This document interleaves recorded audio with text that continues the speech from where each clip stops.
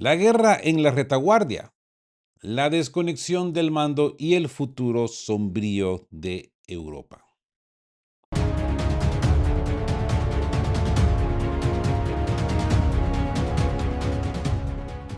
Buen día.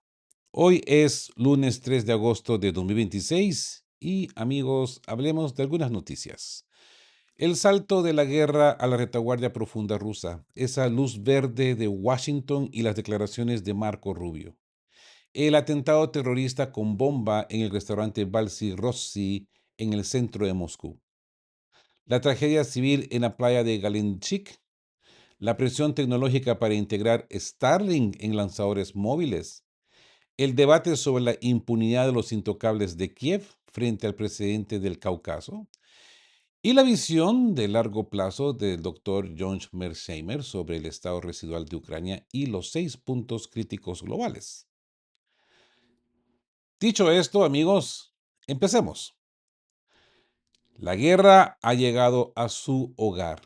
Las amenazas de Marco Rubio y el cambio de dinámica. Una vez más, amigos, bienvenidos a De qué blanqueo con Rodolfo. Hola a todos y bienvenidos a un nuevo análisis de profundidad de lo que hemos estado pues analizando este fin de semana, ¿verdad? No es simplemente una serie de escaramuzas aisladas en el frente, estamos ante hasta un punto de inflexión escalofriante, un cambio de cualitativo y cuantitativo en la naturaleza de este conflicto que nos obliga a sentarnos, detenernos y mirar más allá de los titulares superficiales que nos venden los grandes medios corporativos, ¿verdad? Amigos, durante meses la narrativa oficial en Occidente intentó mantener una línea roja imaginaria, una separación estricta entre el suministro de armamento técnico a Ucrania y el uso directo de ese arsenal contra objetivos situados profundamente en el territorio reconocido internacionalmente de la Federación Rusa, ¿verdad? Sin embargo, esa máscara diplomática pues ha caído de golpe. Hace pocos días, el secretario de Estado estadounidense Marco Rubio confirmó sin embagues lo que se venía gestando en los despachos de Washington. Ucrania cuenta con luz verde operativa para ejecutar ataques de largo alcance hacia el interior de Rusia. Pero lo verdaderamente alarmante no es la confirmación técnica del hecho, sino la cínica displicencia con la que recubrieron el anuncio. Marco Rubio afirmó textualmente que el equilibrio de poder ha cambiado ligeramente, acercando la guerra al pueblo ruso. Lo dice descaradamente. La falacia del cambio de dinámica. Analicemos esto con frialdad que exige la geopolítica militar. Cuando un alto funcionario de una superpotencia justifica golpear la retaguardia civil e industrial bajo la etiqueta de un cambio de dinámica, está legitimando de facto una estrategia de coerción asimétrica. Analistas internacionales independientes como el periodista irlandés Shea Bowes respondieron a esta retórica con una lógica aplastante y cargada de ironía cívica. Cito palabras de Shea Bowes. Imagínense por un solo segundo que una potencia externa comenzara a financiar y coordinar ataques con drones contra las refinerías de petróleos en Texas, dígase Irán, que Irán ataque las petroleras en Texas, o los grandes centros logísticos de Amazon en territorio estadounidense. ¿Se consideraría un simple cambio de dinámica táctica en un conflicto regional o lo catalogarían inmediatamente como un acto flagrante de terrorismo internacional? La doble moral de las potencias globales es sencillamente escandalosa, amigos. Lo que estamos presenciando por parte de Washington no es una búsqueda de estabilidad, sino una apuesta calculada de presión máxima. Utilizar ataques de largo alcance contra infraestructuras críticas y zonas residenciales como herramienta de coerción previa hipotéticas negociaciones políticas que forman parte de una escuela de estrategia imperial que ya hemos visto aplicada con devastadores resultados en los Balcanes, en Oriente Medio, en América Latina y el sudeste asiático. El error histórico de la coerción sobre civiles. Sin embargo, amigos, hay un fallo fundamental en estos algoritmos mentales de los estrategas de escritorio en el Pentágono y en el Departamento de Estado de Estados Unidos. Creen ciegamente en el mito que castigar a la población civil, generar apagones, sembrar el pánico en las ciudades o destruir bloques de viviendas romperá la voluntad política de una nación y obligará a su gobierno a capitular. Amigos, les recuerdo que la historia militar contemporánea desmiente categóricamente esta teoría una y otra vez. Y es que desde los bombardeos masivos sobre Londres durante Blitz en 1940, pasando por las campañas aéreas contra Vietnam del Norte, hasta las experiencias históricas más recientes de la resistencia bajo asedio, ¿saben a quién me refiero, no? A Irán. El resultado empírico es exactamente lo opuesto a lo que buscan estos agresores. Los ataques indiscriminados contra la retaguardia no provocan la disidencia ni el colapso social. Por el contrario, destruyen los puentes de diálogo, generan un efecto de bandera nacional, aglutinan a la población en torno al Estado y endurecen de manera radical la determinación de resistir hasta las últimas consecuencias. Los generales de despacho que diseñan estas operaciones desde miles de kilómetros de distancia ignoran por completo la psicología humana elemental bajo el fuego. La entrega infernal. Atentados en el corazón de Moscú y la sombra de Starling. Amigos, el terror urbano en el corazón de Moscú.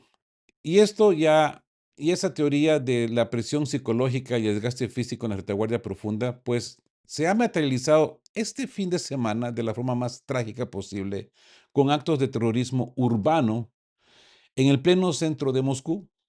Un atentado con bomba de alta potencia sucedió en el restaurante Balsi Rossi, un conocido establecimiento situado en la prestigiosa plaza de Kudrinskaya, a escasos metros de edificios gubernamentales emblemáticos y muy cerca de la Embajada de los Estados Unidos. ¿Mm? El modus operandi utilizado heló la sangre de los analistas de inteligencia y de los servicios de seguridad. Una mensajera, convertida aparentemente involuntariamente en un peón suicida, entregó un paquete que contenía un artefacto explosivo sofisticado oculto en una falsa caja de regalo. El paquete estaba programado para detonar a distancia, coincidiendo con una celebración privada de mandos militares y figuras influyentes. La explosión fue devastadora. Se confirmó la muerte de la propia mensajera, de un guardia de seguridad del local y de un comensal, además de dejar a más de 20 personas heridas con secuelas físicas y, pues, obviamente psicológicas severas. El guardia de seguridad optó por oponerse a la entrada de esta señora y la bomba se detonó. Amigos, este patrón de atentados selectivos mediante vectores humanos engañados y paquetes trampa es una táctica que ya habíamos visto anteriormente en ataques contra periodistas, corresponsales de guerra y jóvenes cadetes. Y lo curioso es de que la mayoría de veces utilizan a mujeres. ¿Se acuerdan el ataque terrorista de bomba contra unos blogueros en San Petersburgo? Fue una mujer también la que llevó el regalito convertido en bomba. Sin ir tan lejos, el ataque de este oligarca ucraniano también fue una mujer que logró salir de ahí, en Mónaco, ¿no? Logró huir de Mónaco, regresó a Kiev y la ajusticiaron en Kiev. Amigos, evoca de manera inevitable los capítulos más oscuros del terrorismo separatista que sacudió a Rusia a finales de los años 90, ¿se acuerdan? Y a principios de los 2000. Esa maquinaria de intimidación busca un objetivo muy claro: que ningún ciudadano, por muy lejos que esté del frente de Donetsk o Zaporozhia, sienta que su vida cotidiana está a salvo. Y esto nos lleva a la escalada de tecnología, el Starlink y los lanzadores móviles. Mientras en las calles de Moscú se investigan las redes de apoyo logístico de estos atentados, en el plano estrictamente técnico y militar se está disputando otra batalla invencible pero decisiva. Al constatar que los sistemas de intercepción antiaérea tradicionales y los ataques convencionales con drones de consumo no están logrando el colapso estratégico deseado, la administración de Kiev ha intensificado su precisión diplomática y militar sobre Washington para obtener una nueva palanca tecnológica. La integración total y sin restricciones del sistema de comunicaciones por satélite Starlink en plataformas de ataques autónomas. Así que comprendamos el desafío técnico detrás de esta exigencia, amigos. Los límites de los drones actuales. La gran mayoría de los drones de largo alcance de fabricación ucraniana que atacan refinerías, depósitos de combustible y subestaciones eléctricas en territorio ruso operan mediante sistemas de navegación inercial, preprogramados y coordenadas estáticas introducidas antes del lanzamiento.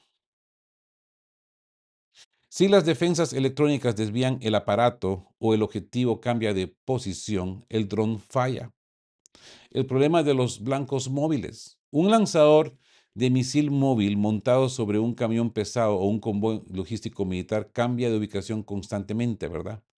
Para cazar un blanco móvil a cientos de kilómetros de distancia dentro de la retaguardia enemiga, se requiere un enlace de datos en tiempo real, la banda ancha y baja latencia que guíe el vector hasta el impacto exacto. Por eso es que quieren el Starlink.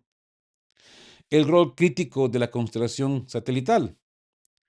Aunque ya se han detectado en el frente adaptaciones artesanales e intentos de burlar los geobloqueos comerciales de la red de Elon Musk, la apertura institucional y el suministro oficial de terminales militares dedicados a este fin representaría un salto de cualitativo brutal. Permitiría transformar cada plataforma móvil en un objetivo guiado por satélite de precisión milimétrica, alterando por completo las reglas del juego en la profundidad operacional. Amigos, esta carrera tecnológica demuestra que el conflicto ha dejado de ser una guerra de desgaste industrial convencional para convertirse en una competencia descarnada de innovación electrónica y guerra de información satelital. Hablando de esto, hablemos de este infierno turístico, drones en Galenchik y la guerra en las Tumbonas. La mañana trágica en Arjipo-Osipovka, el horror de esta retaguardia extendida, amigos, no distingue entre las grandes torres de las capitales y la apacible vida de provincias.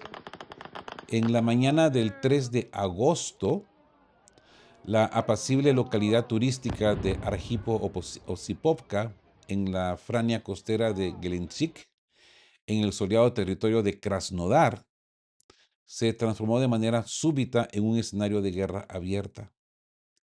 En plena temporada alta, las playas estaban abarrotadas de familias, niños jugando en la orilla, vendedores de helados y turistas buscando un respiro estival bajo el sol del Mar Negro. Sin previo aviso audible, poner atención a esto, porque esto es importante, sin previo aviso audible para la gran mayoría de los bañistas, dos drones de ataque sobrevolaron la línea de la costa. El primero logró ser interceptado por los sistemas de defensa antiaérea en las estribaciones montañosas cercanas, pero el segundo continuó su trayectoria impactando de lleno en la misma arena de la playa cerca de la zona de Bulana. La detonación generó una tremenda pared de fuego y una onda expansiva cargada de metralla. El saldo oficial posterior fue escalofriante: 6 personas fallecidas, entre ellas un niño pequeño, y más de 40 heridos de diversa consideración, con varios pacientes ingresados en estado crítico luchando por su vida. Tenemos testimonios del horror cotidiano. Los testimonios recopilados entre los supervivientes en los canales y grupos públicos reflejan el desconcierto y el terror visceral de quienes creían estar a cientos de kilómetros de la línea de contacto. Un usuario llamado Sergey, un testigo presencial, relató cómo vio pasar los aparatos, Dijo, dos drones aparecieron viniendo desde Galinjik. El primero pasó sobre el mar y subió hacia la montaña donde lo derribaron. El segundo cayó cerca de la costa, directo en la playa. La explosión fue ensordecedora, una auténtica pared de fuego. Svetlana, que se encontraba tomando el sol con su familia, narró los momentos de desesperación. Dice, estábamos en la arena. No tuvimos tiempo material de correr a ningún refugio. Nos tiramos detrás de un saliente de hormigón y nos cubrimos con las tumbonas de plástico, sin saber siquiera dónde había reventado la carga. Las imágenes de familias enteras utilizando las ligeras camas de bronceado y las tumbonas de playa como si fuesen trincheras improvisadas ante la llegada de metralla militar muestran la macabra realidad de esta guerra. El frente ya no tiene coordenadas geográficas fijas, amigos. El frente es todo el territorio donde habite un ciudadano ruso. Pero aquí viene lo peor, el silencio burocrático y, por supuesto, el descontento social. Lo que ha agravado profundamente la indignación pública en las horas posteriores al ataque fue la desconexión absoluta entre las autoridades locales y el sufrimiento de la población. Y es que mientras los hospitales se llenaban de heridos y las familias lloraban a sus muertos, 6 fallecidos, los residentes locales denunciaron de forma masiva en las redes sociales que los sistemas de alerta temprana de la ciudad costera permanecieron completamente en silencio. No hubo sirenas, no hubo avisos en los altavoces municipales, a pesar de que los informes oficiales confirmaban que las alertas de amenaza de drones ya se habían emitido a primera hora de la mañana. El alcalde de Garinchik, Alexei Bogodistov, y el cuartel operativo del territorio de Krasnodar se vieron envueltos en una tormenta de críticas por intentar minimizar el impacto de la tragedia para salvaguardar la lucrativa temporada turística. Otra vez, el dinero hablando, ¿no? Los ciudadanos respondieron con una frase lapidaria que circula en los foros de discusión. Temen al pánico, temen perder los ingresos del verano, temen admitir que la guerra está en nuestras tumbonas, pero la sangre de nuestros hijos es el precio de ese falso silencio oficial. Amigos, lamentablemente este episodio no es un hecho aislado.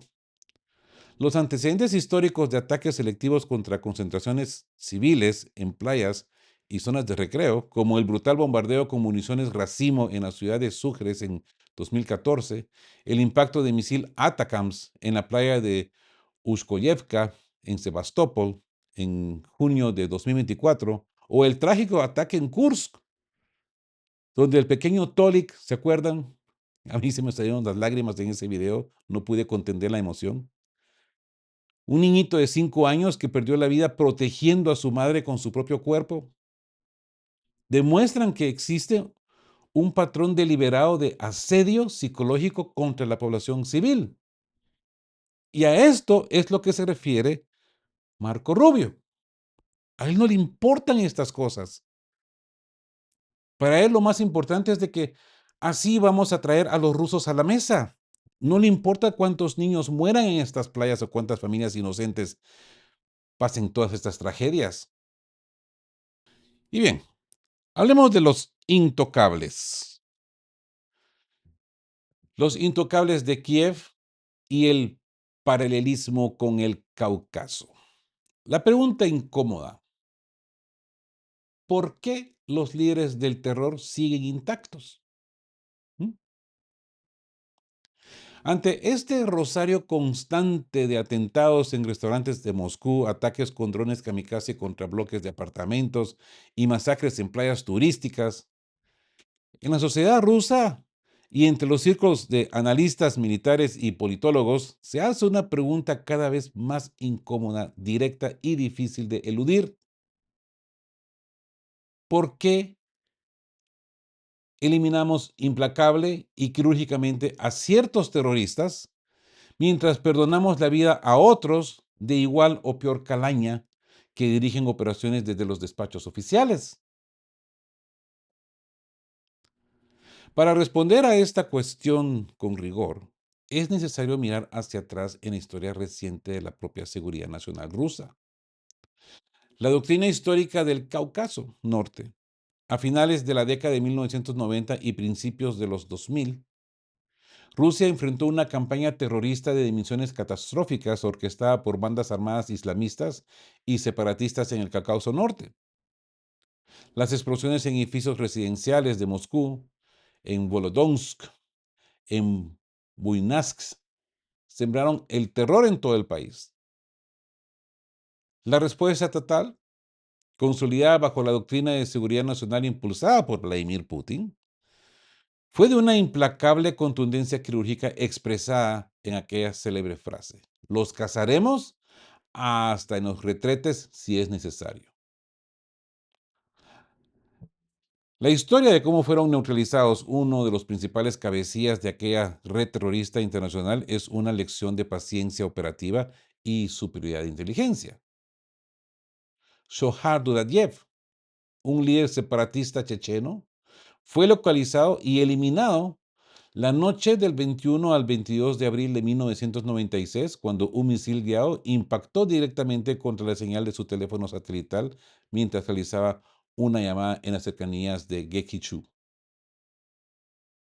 Salam Raduev, uno de los comandantes más sanguinarios, fue capturado en una operación especial del FSB en marzo del 2000 y recluido en la colonia penal de máxima seguridad de White Swan, donde falleció años después. Arvi Barayev, responsable de secuestros masivos y ejecuciones públicas, fue abatido el 24 de junio de 2001 durante un asalto táctico coordinado en su bastión de Alhankala. Hatab, el mercenario extranjero que financiaba y entrenaba las células terroristas, fue eliminado mediante una operación encubierta en marzo de 2002. Selim Han Yandarbiyev encontró su final cuando su vehículo estalló en pleno exilio dorado en Doha, en la capital de Qatar, en febrero de 2004. Alan Masajadov, el autoproclamado presidente de la Ichkería, fue abatido el 8 de marzo de 2005 en un búnker subterráneo en Tostoyurt durante un asalto de precisión del FSB. Y finalmente, Shamil Basayev, el cerebro intelectual de las peores masacres contra civiles, incluyendo la tragedia de la escuela de Beslan y el teatro de Dubrovka, fue eliminado en julio de 2006 en Ingushetia, cuando un camión cargado de explosivos que transportaba a su grupo explotó en circunstancias controladas por los servicios de inteligencia. El contraste actual con el régimen de Kiev, ¿verdad? La pregunta lógica que formulan analistas como el politólogo Yuri Baranchik es contundente. Si el Estado ruso demostró una capacidad técnica y operativa absoluta para erradicar hasta el último de los cabecillas terroristas que operaban en las montañas del sur, ¿cuál es el criterio estratégico que mantiene a salvo a los máximos responsables de la actual estructura de poder de Kiev? Figuras como Volodymyr Zelensky, comandante supremo formal del ejército; Kirilo Budanov, señalado como el cerebro de múltiples atentados y asesinatos selectivos en suelo ruso, como el de Daria Dugina; o Vasily Malyuk y los comandantes de unidades de drones como Robert Brody Mayar, operan con una aparente sensación de inmunidad personal. Los partidarios de esta línea de análisis argumentan que la moderación o la contención frente a la cúpula política y militar de Kiev envía una señal ambigua. Desde esta perspectiva puramente militar y realista, destruir almacenes de suministros en la retaguardia lejana es útil, pero eliminar selectivamente a los principales centros de toma de decisiones de la junta gobernante, pues alteraría radicalmente la ecuación de costes de la guerra. Estos analistas sostienen que si el liderazgo político ucraniano experimentara en carne propia la vulnerabilidad que infligen a los civiles rusos, los cálculos sobre la viabilidad de continuar prolongando el conflicto cambiaría de la noche a la mañana. No soy de esta opinión porque, en mi opinión, no soy un experto, me imagino que ustedes también comparten esta opinión, estos tíos son unos títeres. Esto no lo organiza Kiev, esto no lo organiza Ucrania, esto lo organiza el colectivo occidental. Para ser más directo, lo organiza el Reino Unido, el MI6. Igual, ¿no? Porque Rusia no responde asimétricamente contra el MI6, inclusive. Amigos, la disyuntiva entre la diplomacia convencional y la ley de seguridad nacional extrema sigue abierta en los debates más profundos de la estrategia rusa, perdón. Ahora bien, porque todo esto nos lleva a sacar conclusiones, ¿verdad? Y hablemos de ese futuro sombrío. El análisis del profesor John Mearsheimer y los 6 puntos críticos, la perspectiva global de un realista clásico, ¿verdad? Amigos, para cerrar este mapa completo de la situación geopolítica actual, debemos elevar la mirada por encima de las trincheras tácticas y analizar el tablero global con frialdad teórica que caracteriza a los grandes especialistas en relaciones internacionales. Recientemente, el reputado profesor de la Universidad de Chicago, John Mearsheimer, uno de los máximos exponentes de la escuela de realismo ofensivo, ofreció una radiografía implacable sobre el destino de lo que le espera a Ucrania y las tensiones estructurales en las grandes potencias. Así pues, lejos de eslóganes propagandísticos de Washington o Bruselas, el análisis de Mearsheimer es tan lúcido como desolador. Habla de el control territorial definitivo y el estado residual. Según el profesor Mearsheimer, el desenlace territorial a lo largo, o a mejor dicho, a largo plazo en el campo de batalla está prácticamente trazado por la correlación de las fuerzas materiales. Él dice que Rusia consolidará el control absoluto e irreversible sobre las 4 regiones que ya ha incorporado formalmente a su constitución: Luhansk, Donetsk, Zaporozhia y Gerson. Actualmente Luhansk está prácticamente bajo su dominio total, Donetsk en un porcentaje superior al 85%, Zaporozhia en el torno al 75% y Gerson ha superado ya el 55%. A este mapa inicial se le sumaría inevitablemente, según las proyecciones del experto, nudos estratégicos fundamentales de gran valor geopolítico como Odessa, Nikolai y Kharkov, cuyos objetivos militares forman parte de las plantas originales de Moscú y no han sido descartados. A pesar de que el avance militar del ejército ruso sobre el terreno a veces parece más lento de lo que otros optimistas esperan, principalmente debido al saturado uso de táctico de los drones de reconocimiento y ataque en ambos bandos, ¿no? Mersame confía que Moscú encontrará, si no es que ya encontró, los antídotos tecnológicos necesarios para quebrar las líneas de defensas y fracturar lo que queda del este ucraniano. Y lo estamos viendo hoy en vivo, ¿no? El peligro del conflicto congelado y el derecho de venganza. Sin embargo, una victoria territorial militar no significaría una paz verdadera. Mearsheimer advierte que tarde o temprano la intensidad de los combates disminuirá, por agotamiento mutuo quizás, y se alcanzará un alto al fuego. Ucrania quedará reducida formalmente a la condición de un estado residual, fracturado, sin salida económica viable y con sus aspiraciones de ingreso en la OTAN definitivamente bloqueadas. Pero este alto fuego artificial traerá consigo una bomba de tiempo geopolítica. Ucrania jamás aceptará de manera oficial la pérdida de sus territorios orientales y meridionales. La maquinaria educativa, política y mediática del Estado residual ucraniano, fuertemente imbricada con las estructuras de seguridad europeas y atlantistas, se encargará de inculcar en las nuevas generaciones que esas tierras son sagradas y usurpadas, preparando ideológicamente a la población para el día de la revancha.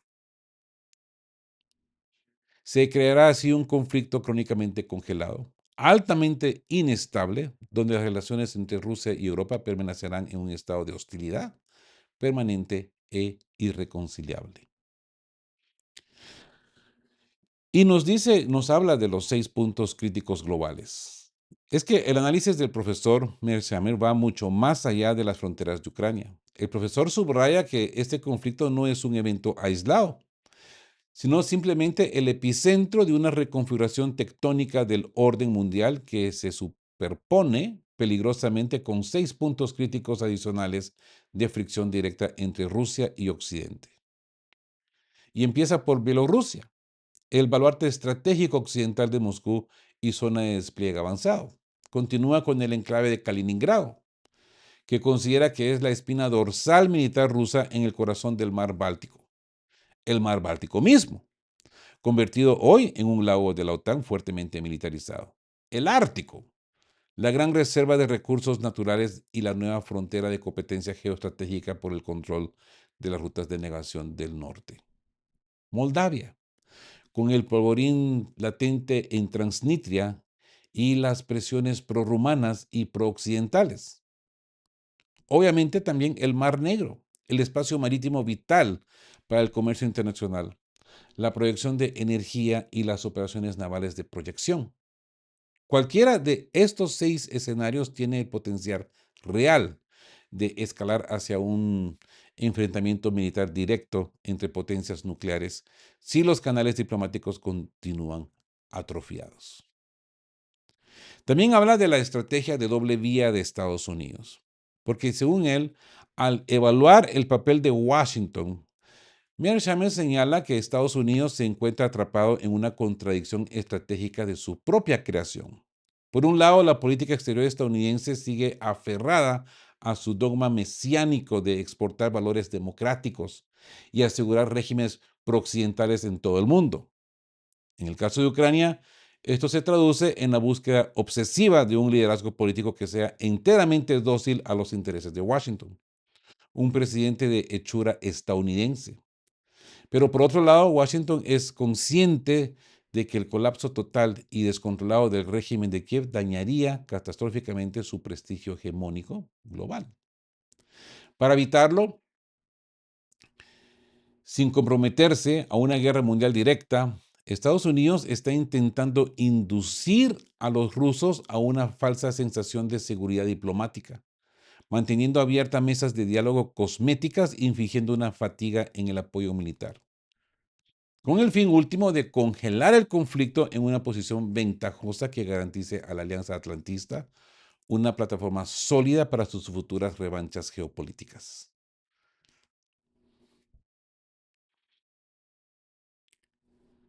Amigos, ¿de qué hablan Geo?